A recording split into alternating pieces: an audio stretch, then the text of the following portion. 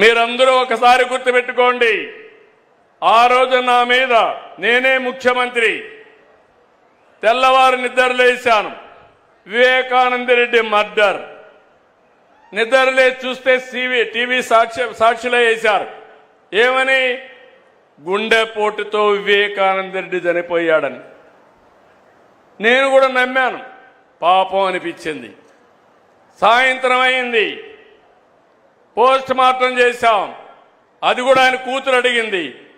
అడిగితే post mortem చేస్తే ఇది గుండెపోటు కాదు, గొడ్డలి పోటని తేల్చారు. సాయంత్రానికి నాటకాల రాయుడు మాట మార్చేశాడు. తండ్రి లేని బిడ్డను ఉన్న పెద్ద దిక్కుపోయాడని.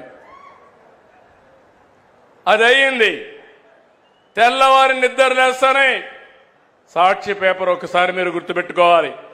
నారాసుర రక్త చరిత్ర నా చేతిలో కత్తి పెట్టి నా జీవితంలో ఊహించని సంఘటనది. నేను రాజకీయం చేస్తాను గాని రౌడీల గుండెల్లో రైళ్లు పరిగెత్తిస్తాను గాని సంఘ విద్రోహ శక్తులను అణిచివేస్తాను గాని ప్రాణానికి కూడా లెక్క పెట్టుకోను గాని నేను నేరాలు చెయ్యబోనని మీ అందరికీ హామీ ఇస్తున్నా. అది నా నిజాయితీ, అది నా యొక్క జీవితం అంతా కూడా మీరు చూశారు.